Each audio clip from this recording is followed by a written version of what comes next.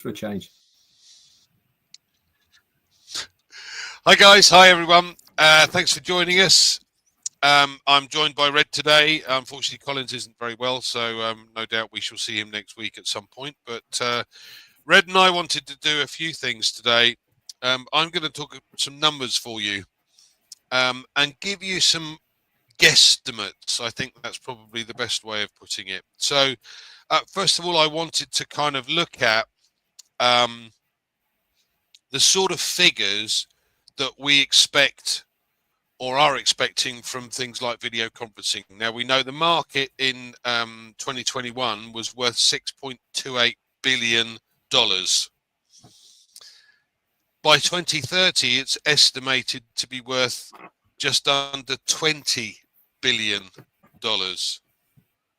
Okay, and statistics show that nearly 1 in 3 US citizens currently use a live video conferencing platform to chat, which I thought was amazing. So what is it worldwide? Good question. Nobody knows that one. But 36% of all employees now work remotely. So those 36% will undoubtedly have to use video conferencing, which is quite interesting. And did you know, by the way, that Zoom logs more than 300 million calls or meetings daily? Wow. That's a loom. Yeah. Wow. Wow. They reckon that 9 out of 10 companies with more than 10 employees use some form of video conferencing platform. Now, what does that say for us? I'm going to take it as if we're new to this. We're a newbie just starting. We've not got any customers, and we're looking to build an income. Now, I've mentioned this before on numerous occasions. I know that the average pension in the UK is less than £1,000 a month. So about $1,200 a month is about the average pension in the UK. That means there is an awful lot of people below that, believe it or not. Okay. The thing is, and Marty has been saying this as well, we have the capability when this goes back to market with a far superior product and a far more value for money product, where people are likely to flock towards using it if they're going to save money and get a better experience, that with 100 customers paying $100 a month, we know that the commission rate is 25%. Now, the first customer gets you your money back anyway, but 25%, let's just work on that. And as I said, these are guesstimates. So let's say, for argument's sake, that the cost for 100 customers is going to be $100 a month. That's roughly what we paid previously, a little bit more than that, but at the end of the day, figures are going to be changing slightly. But let's make it easy, $100 a month, and you've got 100 customers. That's $2,500 a month, which equates to around about £2,000 per month, which is twice the average pension in the UK. Twice. So how long would it take you to get your 100 customers? Well, you know, and Red knows, I'm an advocate for lists. I'm like I hate it because I'm like an accountant, you know, one of those anally retentive guys that's numbers, figures orientated, but I am. And there is a reason for that, because every single person knows or know of other people. And one comment that came up yesterday when I was with Comfort said that certainly in Africa, this is family and friends. 100 people is family and friends. So if you can find 100 customers, you've got yourself an income of $2,500 a month, because this becomes a regular scenario. Now, I'm not going to take into consideration at this point any other product that OnPassive brings out at this stage. I'm just concentrating on one. That's the video conferencing. So we look at that.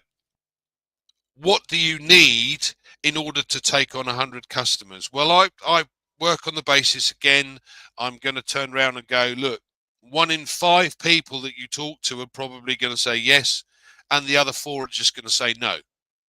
That's 20%. It's not very much. But it means that if you want 100 customers, you've got to have 500 people you can talk to. Now, again, I'm not taking into consideration what the company is likely to give to you. They may find you 20% or 30% of those customers, in which case you're well on your way. But let's say that you know 500 people. If you break that list down then into those that work for companies, those that run companies, those that have more than 10 employees, those that work remotely, those with family at university, etc. All of these things can be added to your list. Now, for those, again, this is a guesstimate, guys, so don't quote me on these figures, but let's say, for argument's sake, you're talking to somebody with kids at university. Isn't it easier to be able to do a video call with these so that you can actually clearly see them? But then hold on a second, you can turn this into your business, because if you then know 100 people and you can get an income, you can pay for their college fees. How about that? Think of that, did you? I'm going to hold off for a minute and I'm going to pass it across to Red, because I know Red's got some points here he'd like to add as well. Far away. Yeah, thanks very much, Andy. Yeah, thank you. Before we do go into anything else, happy birthday to Gina Lever. She's normally on with us today on a Tuesday, and she's celebrating today. So we miss you today. Enjoy yourself, and we'll probably see you next week or very shortly on OP Digital Blueprints. Andy's got some really good points about figures. Now, he is the figures guy.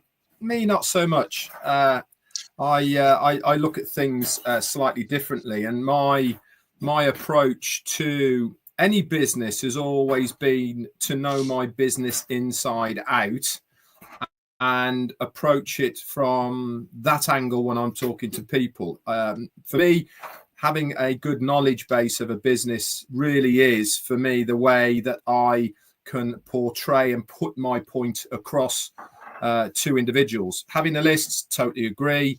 It really does help you focus on how you approach people for what angle you're going to go in at. Now, as Andy's rightly said, the company are going to do some of this for us. But obviously, if we want to get on a lot faster, then guess what? We got to roll our sleeves up and do our part. I'm certainly going to be doing that. And part of the knowledge base that you get is to really explore your own business. And I keep harping on about OnPassive being your business.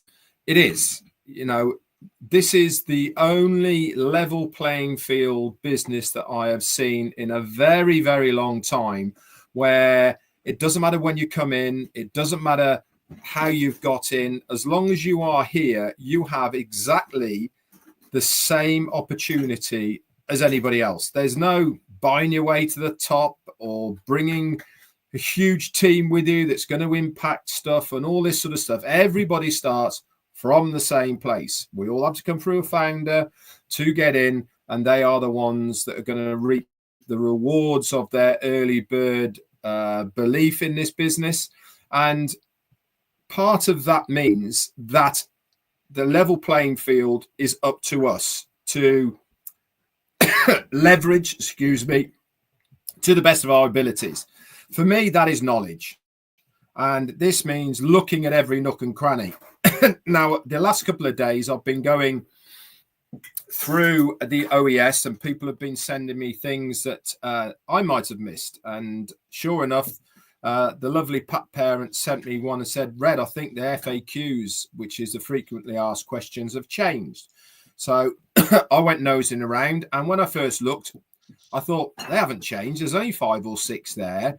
But if you click on the very last FAQ in the section, and to access that section, you go into your ecosystem, OES, go to the top right-hand corner, and there's a drop-down box next to your name, a little arrow pointing down. Click that, and the second tab down is FAQs. So you click on FAQs, go to the very last one, and press the plus sign. Hey, presto, a whole plethora, which that's lots in English terms, of more FAQs come up. I counted over 50 different FAQs.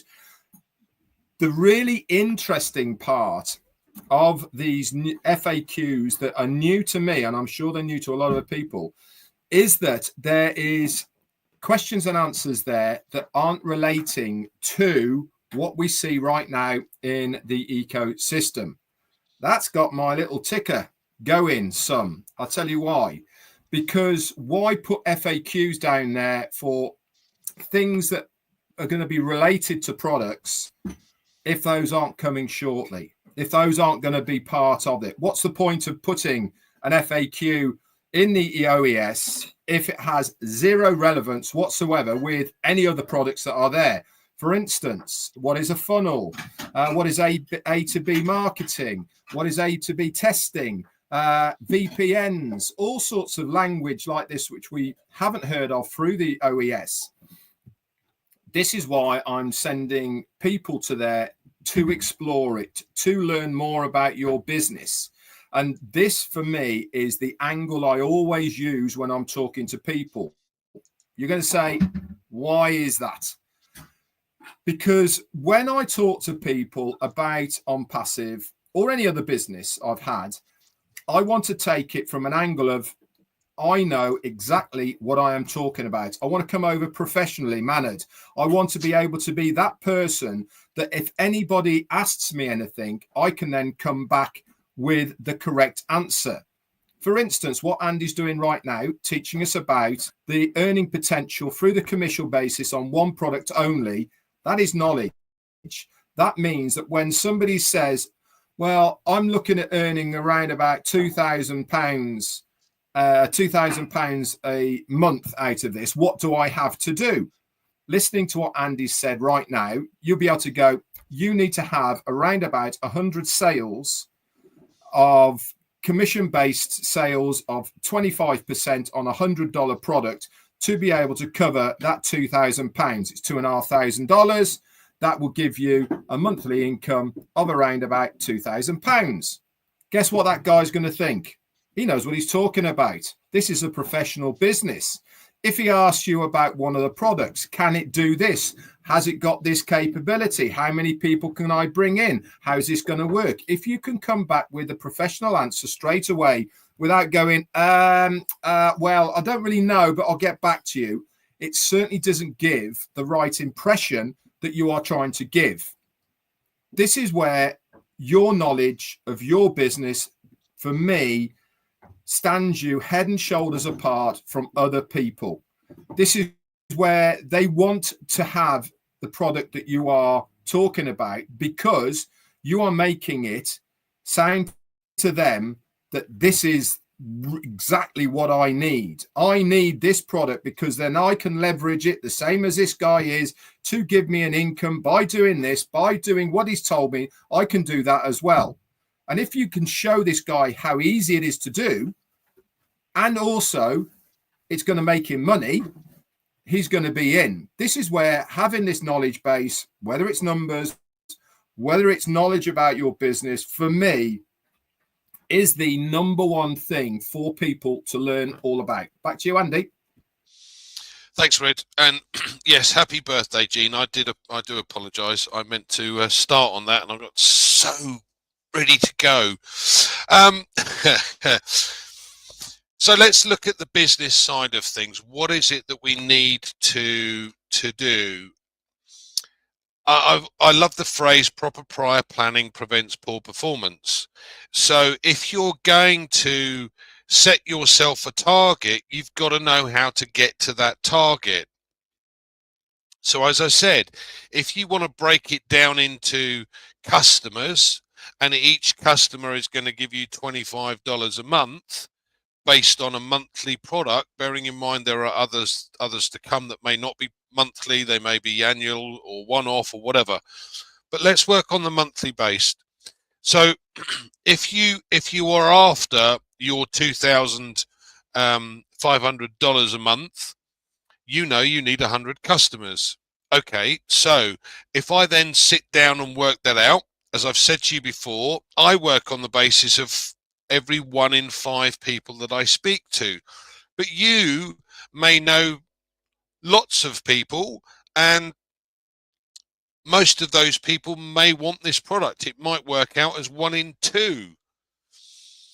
And one of the best things we ever learned when we were working hard in different locations was when you're speaking to a customer that's taken on board your product, the question is, they obviously like the product because they've moved across. Who else do you know that might want to take advantage of this product as well? Now, if you're talking to a company has no interest in building a business. They just simply want the product. And as Red has pointed out before, a large proportion of those that come on board are going to be just there for the products. They're not there to build a business. So this is a perfect question for you to ask. Who else do you know that might wish to take advantage of the same thing? Can I have their name and number? Now, that was hard, wasn't it? But how many of us ask? Okay, so these are all little tips, if you like, that when we do get going, that you can use. And if you've come across a customer that is a corporation that's got, 100 employees that use this system, and believe you me, I know you all know people that work remotely. What's funny is I've come across a number of guys that have worked in the city in London for many years, and since COVID have been given the opportunity to work from home. So they are constantly on video meetings with 50 people or more. And I'm lucky enough to be able to put down in writing a list of at least 30 that I can think they will use this product. So I'm part way there, but I've done my prior planning. And this is the key. Don't leave it till the last minute. Get it ready, because once we do go, it's bang. Who do I talk to first? Here is some information for you. You've got to take a look at this. This will save you some money and is good value for money, blah, blah, blah. Yep. And you can sit and work out. Now, another thing is, we've all seen these AI chatbots. And by using ChatGPT, you can put together or ask I'll put the teeth back in, hold on. That's better. ChatGPT, what's a good sales line to offer to customers? And ChatGPT will write it out for you. So all you have to do is recite it. Now, okay, we're going down a different route, if you like, but these are just ideas for you to consider at a later date. For now, the best thing you can do is simply prioritize what you're going to need for when we do get ready. Now, I'm sure Red and I know I have, but I'm sure Red has as well. We've both set up companies to be able to put this business through the company. You don't necessarily have to do that, but it's worth having a 5-minute sit down with an accountant to give them an idea of what's coming and what the best option for you might be. Now, at the end of the day, if you do speak to an accountant, then now you've got a customer. Okay, you can do the same with a lawyer, because at the end of the day, a lot of the lawyers these days are doing video conferencing. So you sit down with a lawyer and say, look, I just need to understand what position I'm in as far as a will is concerned, because again, proper prior planning. If something were to happen to you, you want to make sure that this business can be passed on to the person that you want it to go to. And if you have a proper will in place, that's what's going to happen. But now I've got 2 customers. And all I'm doing at the moment is just asking for information. And it's not going to cost you anything because you can have a 10-minute sit down with a lawyer free of charge. So little ideas like this. So sit down, think about it, think about what you can do to make it easier for you when we do go. Back to you, Red. Thanks very much. It's amazing, isn't it, when we start talking, how it really does ping your memory and sort of give you more to go with and ideas. And you mentioned about being a customer-based business, and this was the number one thing that I looked at this business all those years ago. Is it a customer-based business? Is it selling products? Tick both of those. Yes, it is. And the reason I was looking for this type of company online is because I'd had my fill of the empty promises, invest this, you get that back, and guess what? Everyone runs off with your money. I wanted to have a very basic knowledge, which I knew of how it works from things that have gone by in my life. And that is, if you can sell something, you make a commission, you're making profit on the thing that you are selling. Guess what? We've got digital products and services. They have got no shelf life. You can resell them, and you can make a commission from them. And as Andy rightly said, it was the customer-based business part that, for me, really excited me. Why? Because that's recurring. That's what gives you the residual. Now, some people are going to drop off. Of course they are. And people move and all the rest of it.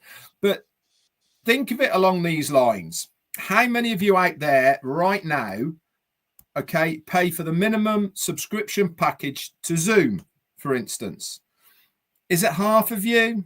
I mean, I use the free one, but I bet you that a large majority are using the smaller package for £15, $15 for Zoom to use that facility.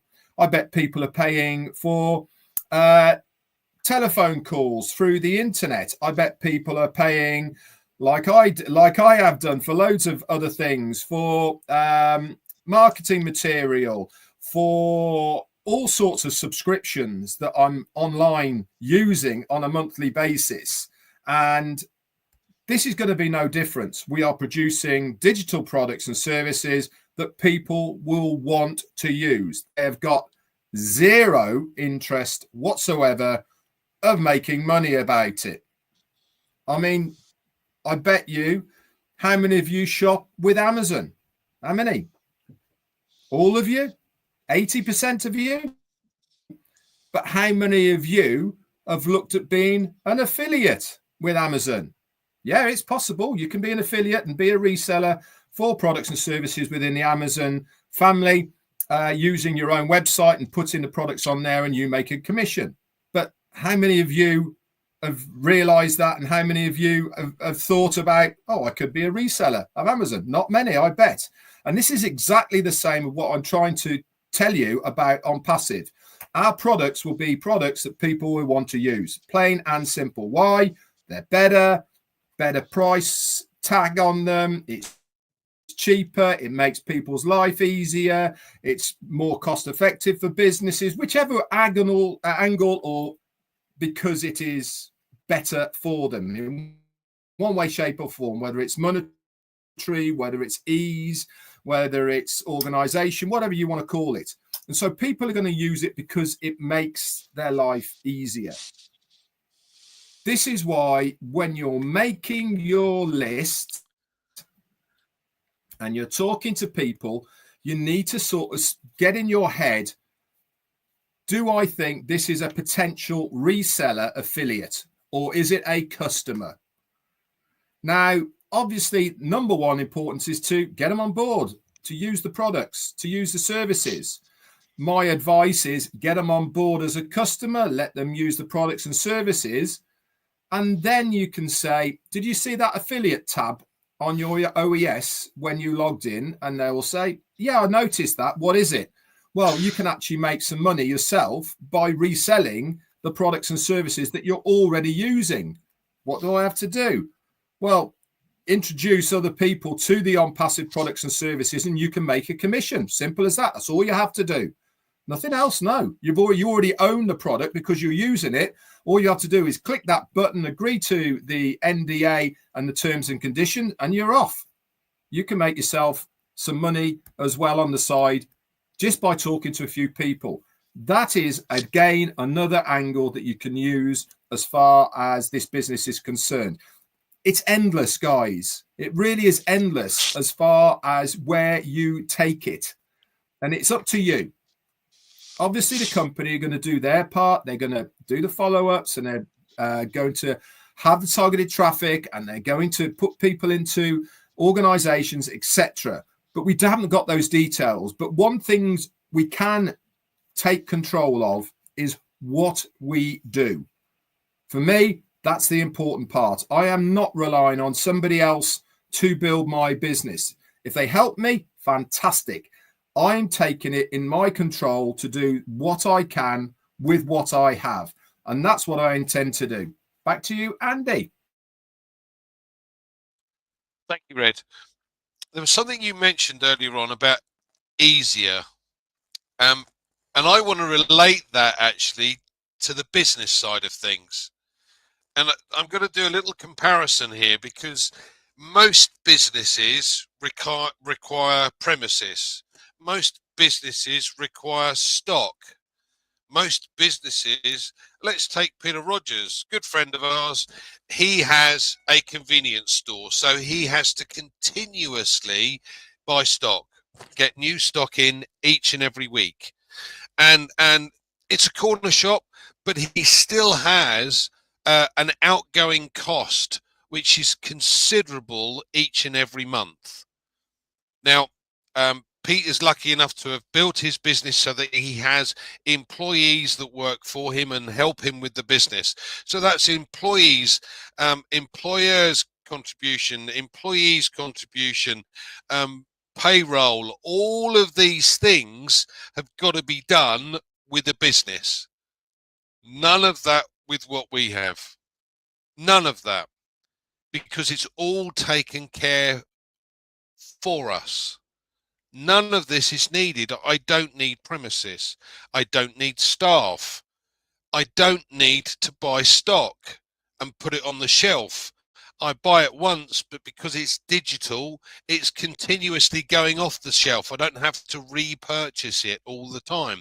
So think of the two comparisons between the business that we have and the business that the likes of Pete has.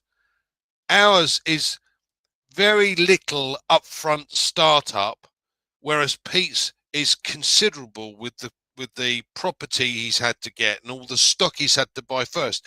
You know, you're talking hundreds of thousands of pounds to do that. We don't have any of that, but I can still achieve an income of 2,500 a month by simply finding 100 customers. Wow. Okay. What's the catch? You go, what's the catch? Well, there is no catch, because at the end of the day, the object of the exercise is to be able to introduce others to a property that a product that's far superior and is value for money. So it's at a far lower cost. Now, that's not hard. It's not multi-level marketing, so you don't have to constantly recruit people or anything. We don't do any of that. What we do is we simply share the message out. Now, what could be easier as far as a business is concerned? I don't know of one, and I've looked for this sort of thing my entire career, because this is, in comparison to what I've done in the past, too easy in my mind. Anyway, any final comments you'd like to make, Red, before we close? No, the only final comment really I've got very quickly is take this business seriously. There's an awful lot of people who are waiting and seeing, or who are, I'll do it when I need to, or, you know, they're not using this time that we have at the moment to the best of your ability.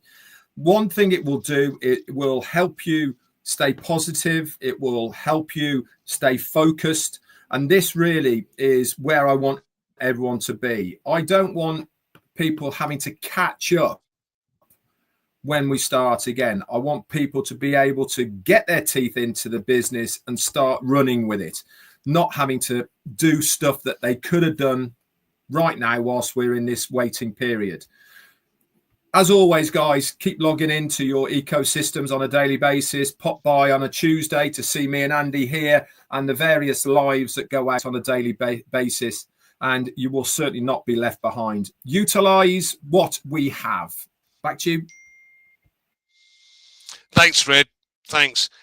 I've got food for thought for you people. We know Ash has taken on a considerable number of additional staff now, having got rid of the idiots.